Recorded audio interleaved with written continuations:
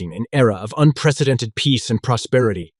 Earth stood as a testament to humanity's ability to overcome its past divisions and conflicts. Nations had forged alliances stronger than steel. Environmental crises were being addressed with innovative technologies, and the exploration of space had become a shared global endeavor. It was a golden age, a time when the future held limitless possibilities. This idyllic existence was shattered in an instant. Without warning, the skies darkened, not with storm clouds, but with the vast shadows of ships unlike any crafted by human hands. The Krylox Confederation, a name that would soon become synonymous with fear and oppression, had arrived. It's such a collation of alien races bound together by a singular, malevolent purpose, the subjugation of humanity and the exploitation of Earth's bountiful resources. The initial encounters were met with disbelief and shock. World leaders attempted to establish communications, to understand the motives of these interstellar invaders, and to plead for peace. Their efforts were met with silence, followed by devastating actions that made the Confederation's intentions clear. Major cities were decimated in the blink of an eye. Military installations targeted and destroyed with terrifying precision, leaving smoking craters where once stood symbols of human strength.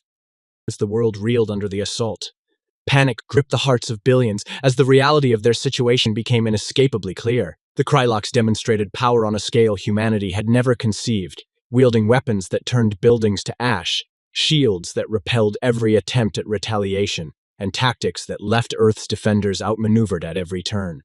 Amid the chaos, the true cost of the invasion began to reveal itself. Families were torn apart, landmarks that had stood for centuries were reduced to rubble, and the bright future that had seemed within humanity's grasp was obscured by the shadow of conquest. Despair spread like a plague, as many surrendered to the fear that resistance was futile against such overwhelming might.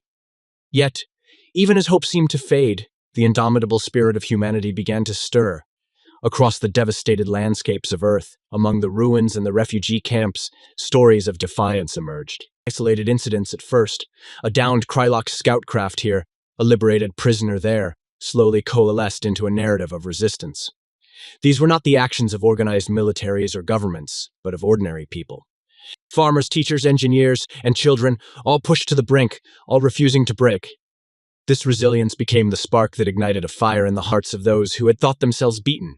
Communication networks, jury-rigged from the remnants of the old world, began to buzz with messages of resistance, of solidarity, and of plans to fight back. As a veteran, hardened by wars of the past but inspired by the courage he saw in his fellow survivors, began to organize. A scientist, whose research had once been aimed at reaching the stars in peace, now sought ways to use that knowledge against the invaders. And a leader emerged, a voice that rallied the scattered and the broken, offering hope where there had been none. The Krylox Confederation had intended to crush humanity underfoot, to break the spirit of Earth's inhabitants and claim their world unopposed. They were unprepared for the tenacity of the human race, for the strength found in unity, and for the determination of a species fighting for its home. The incursion had begun as a calculated strike, intended to secure another world for the Krylox Empire. Instead, it became the first chapter in a saga of resistance, of unlikely alliances, and of a planet united against a common foe. In the wake of the Krylox Confederation's incursion, Earth was a planet transformed by tragedy. Its once bustling metropolises lay in ruins, its skies darkened by the shadow of alien ships. Yet, it was within this crucible of despair that the seeds of resistance found fertile ground. From the ashes of the old world, a new spirit of defiance began to take shape, driven by the collective will of humanity to survive and reclaim their home. Among the vanguard of this burgeoning resistance were three unlikely allies, each embodying the resilience and ingenuity of the human spirit.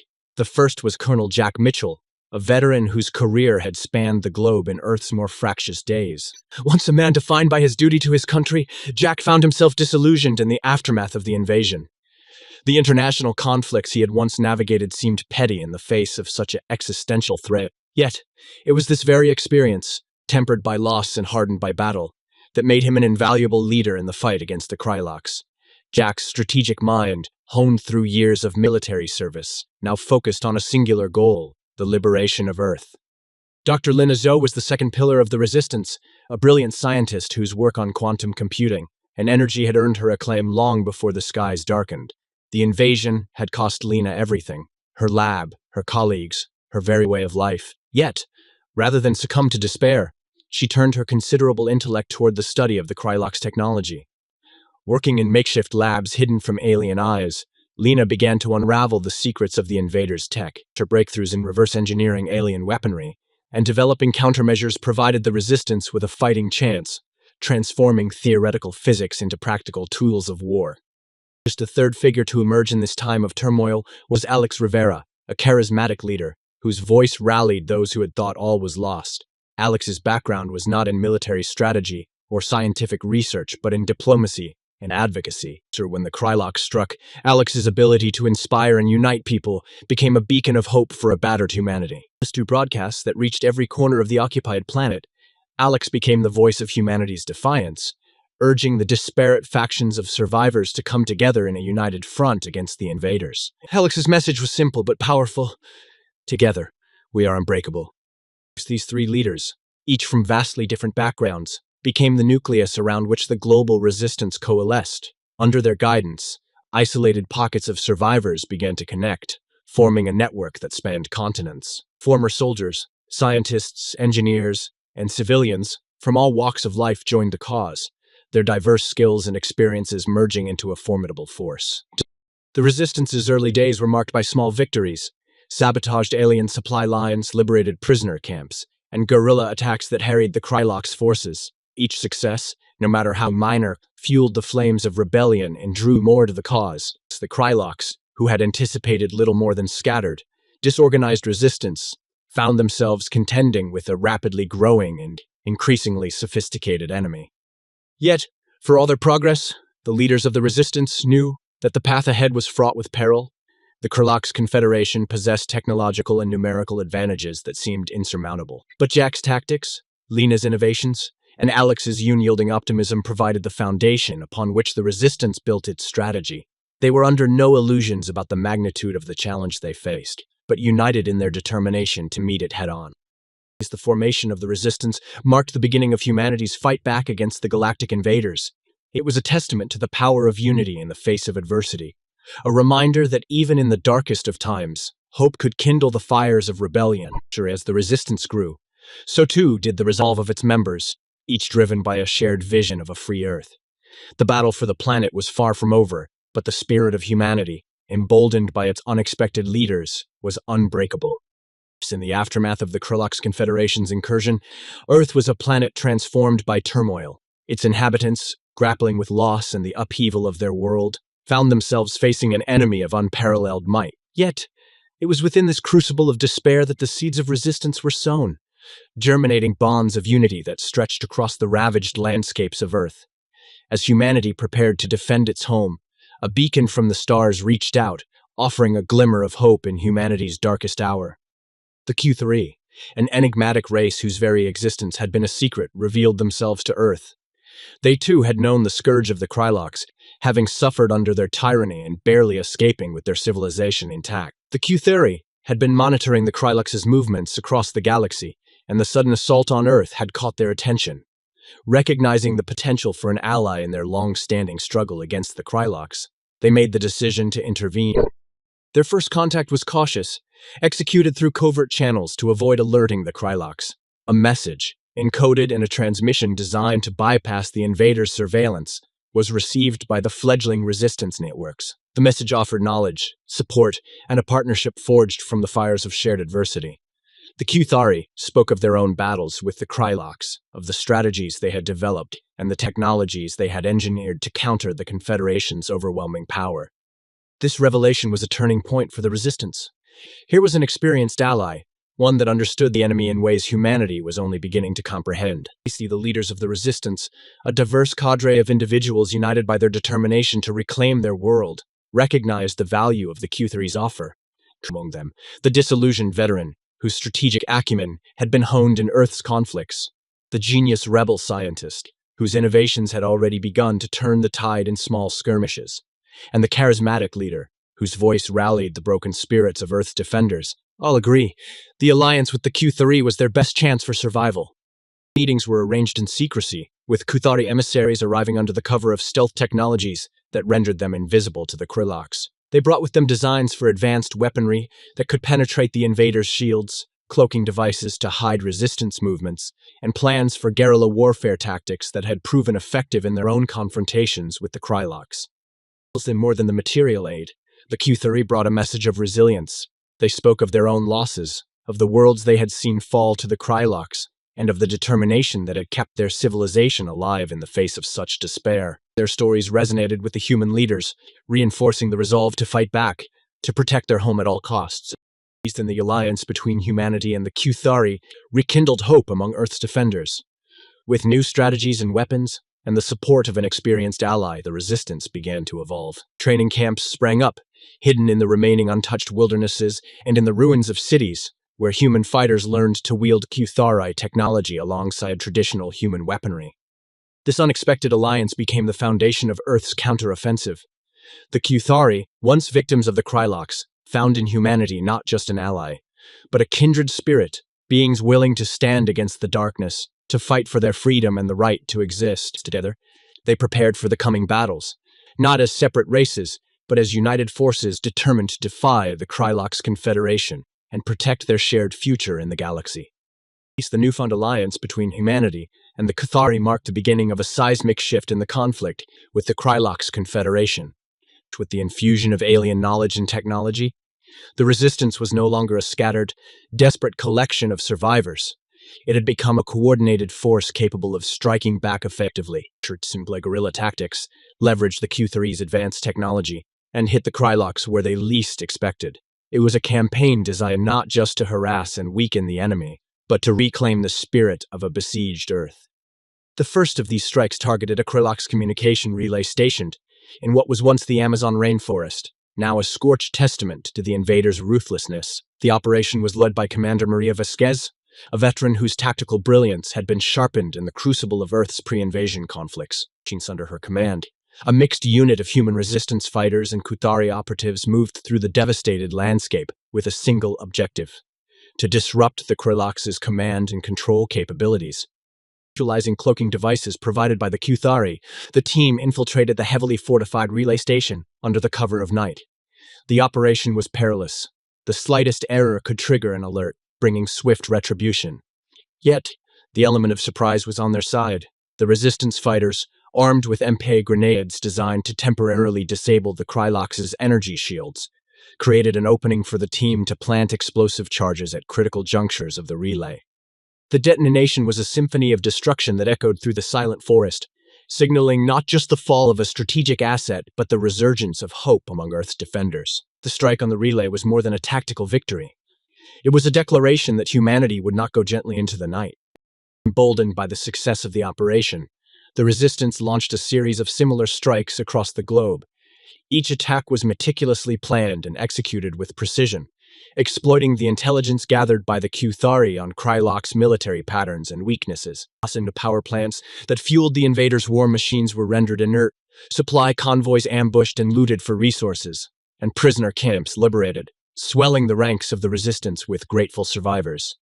These victories, though small in the grand scheme of the interstellar conflict, had a cumulative effect on the morale of both the resistance and the civilian population. The stories of the daring raids spread, carried by makeshift radio broadcasts and encrypted messages, igniting a fire of defiance that spread through the hearts of those who had once despaired. At the strategic level, the campaign served to destabilize the Krylox occupation, forcing them to divert resources to defend against what they had presumed to be a quelled opposition. Resistance's ability to strike with impunity, to appear and vanish like ghosts, undermined the invaders' sense of control, sowing seeds of uncertainty among their ranks. Perhaps most importantly, the series of successful strikes orchestrated by the resistance showcased the power of unity and cooperation. Humanity and the Q-30, two species from different worlds brought together by circumstance, had forged a bond in battle that transcended their differences. Together, they turned the tide against the Krylox, proving that when faced with extinction, the will to survive, to fight back against the darkness, could unite the most unlikely of allies in a common cause. As the dawn broke over a battered but unbroken Earth, the ominous silhouette of the Krylox Confederation's fleet darkened the horizon. The scattered victories of humanity and their Q-30 allies had forced the hand of the invaders. During a display of might meant to quell the rising tide of resistance, The Krylox launched a full-scale assault intended to obliterate the heart of the human defiance. It was a gambit that would either secure their dominion over Earth or herald their retreat. As for the people of Earth, it was the embodiment of their worst fears and their greatest hope. It was the final stand. Commander Maria Vasquez, alongside her counterparts in the resistance and their Q3 allies, understood the gravity of the impending conflict. The strategic meetings held in the days leading up to the assault were tense, with the air heavy with the weight of impending battle. Foreseeable plans were drawn and redrawn, contingencies stacked upon contingencies. Every possible outcome was considered, but in the end, it boiled down to one undeniable truth. If Earth fell now, it fell forever. And resistance prepared for battle not just with weapons and strategies, but with a resolve forged in the fires of loss and the determination to protect their home at all costs. Across the globe, from the ruins of cities to the remote enclaves still untouched by war, humanity stood united. They were fighters, scholars, healers, and survivors, all driven by a single purpose: to defend their world. As the Krylox fleet descended, a silence fell over the defenders. It was the calm before the storm, a moment of reflection amidst the chaos of war. Then, as the first shots were fired, the silence shattered. The battle for Earth had begun.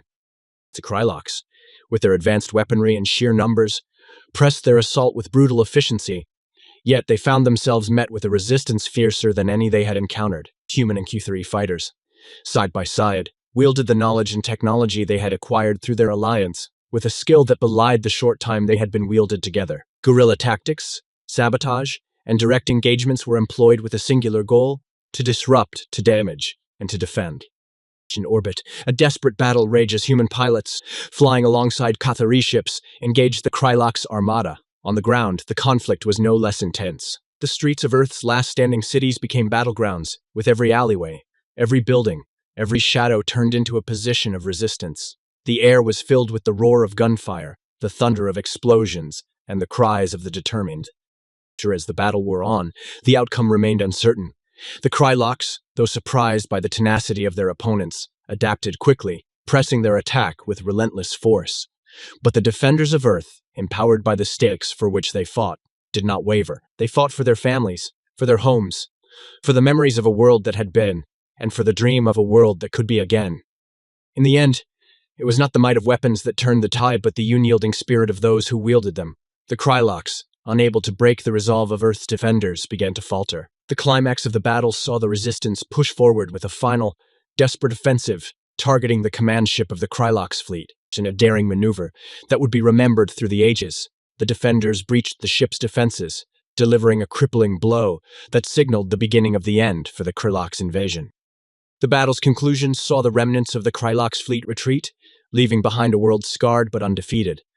The victory was not without cost, but in the aftermath, as Earth began to heal, the people looked to the stars not with fear, but with defiance. The final stand had not only saved their world, but had proven that together, humanity and its allies could face the darkness of the galaxy and emerge victorious. It was a testament to the power of unity, the strength of diversity, and the indomitable will to fight for what is right, a message that would echo through the cosmos for generations to come.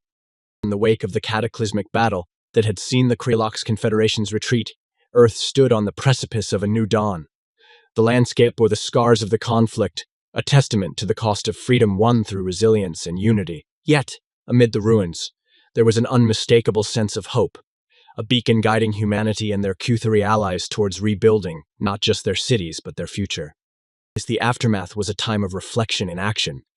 As the dust settled, the global community, galvanized by their shared triumph and trials, embarked on the monumental task of reconstruction. The Q3, true to their word, remained at humanity's side, sharing their advanced technologies and insights, which, when combined with human ingenuity, facilitated leaps in recovery efforts. Cities began to rise from the rubble, now infused with a blend of earthly architecture and alien design, symbols of a world reborn through interspecies collaboration.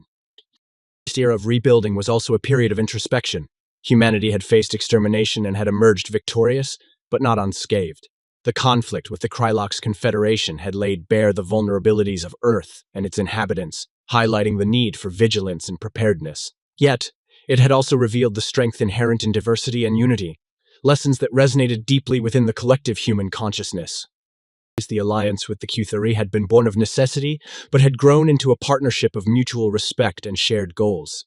Together, they worked towards healing the wounds of war, both physical and psychological, fostering a culture of peace and cooperation. Educational exchanges, joint scientific endeavors, and cultural integration became the pillars upon which the new Earth-Kai relationship was built, setting a precedent for future interactions with other galactic civilizations. Humanity's place in the galactic community had irrevocably changed. Once seen as an isolated, technologically nascent species, humans were now recognized as formidable defenders of their sovereignty and passionate advocates for galactic peace. The victory over the Krylox had sent ripples through the cosmos, altering the perception of Earth and its people.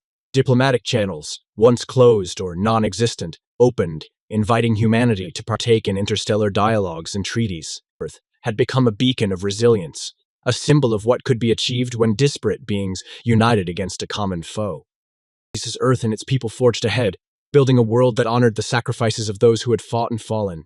The lessons of the conflict with the Krylox Confederation remained ever present. The importance of unity and diversity, the strength found in partnership, and the unyielding will to protect one's home were principles that guided humanity's path forward. The aftermath of the war was not just a time to rebuild, but to reimagine what it meant to be a part of the vast tapestry of the cosmos. Humanity and the Q3, side by side, looked towards the horizon with a shared vision of peace, exploration, and the infinite possibilities that lay among the stars. Together, they stepped into a future where Earth was not just a survivor of galactic conflict, but a vibrant member of the interstellar community, ready to face whatever challenges and wonders the universe had in store. As the sun rose over a rejuvenated Earth, its rays illuminating cities that blended the architectural marvels of two civilizations, humanity stood on the threshold of a new era. The conflict with the Krylox Confederation had been a crucible, one that forged Earth's people into a unified force, recognized across the galaxy for their resilience, courage, and unwavering spirit. The victory was not merely a defense of their home, but a declaration of humanity's readiness to join the interstellar community as equals. That the aftermath of the war saw Earth transformed, not just in the physical sense, but in the mindset of its inhabitants. The skies, once viewed with apprehension for what horrors they might bring, were now looked upon with wonder and longing. The universe, vast and filled with mysteries, beckoned, and humanity was eager to answer the call. The partnership with the Q3, born out of necessity in the darkest of times, had evolved into a deep bond, symbolizing the potential for unity and cooperation among the stars. This newfound perspective led to the establishment of the Galactic Alliance for Peace and Mutual Protection, a coalition of civilizations dedicated to ensuring that the horrors of the Krylox invasion would never be repeated. As Earth, with the support of the Q3 and other allies made in the aftermath, became a founding member, offering its voice and resources to the collective defense and prosperity of the galaxy. The Galactic Alliance was more than a military pact. It was a forum for cultural exchange, scientific collaboration, and diplomatic engagement. Humanity brought to the table its unique experiences, its indomitable spirit, and its thirst for knowledge, enriching the tapestry of galactic civilization. The Alliance's establishment marked the beginning of a golden age of exploration and discovery, with joint missions venturing into uncharted territories, seeking out new life and new civilizations and unraveling the mysteries of the cosmos. As humans ventured forth, they carried with them the lessons of the past. The unity that had been their salvation in the face of annihilation became the guiding principle of their endeavors among the stars. The Alliance's charter, drafted with input from all member species, emphasized respect for sovereignty, the sanctity of life, and the importance of cooperation for the common good. It was a testament to the belief that the galaxy's diversity was its greatest strength, and that together, its inhabitants could face any challenge. The establishment of the Galactic Alliance marked the beginning of a new chapter in humanity's story. From the ashes of war, Earth's people had emerged not as survivors, but as pioneers, ready to take their place in the interstellar community. The scars of the past remained, a reminder of the cost of freedom and the price of complacency.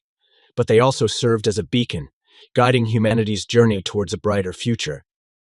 As the epilogue of this tale of resilience and unity closed, humanity looked to the stars not as distant lights in the night sky, but as destinations, as homes yet to be discovered, and as frontiers yet to be explored. The new era was one of boundless possibilities, of adventures yet to be had, and of stories yet to be told. It was an era of peace, forged by the unbreakable will of Earth's defenders and protected by the bonds of an intergalactic alliance. The future was bright, And for the first time in its history, humanity was not reaching for the stars alone.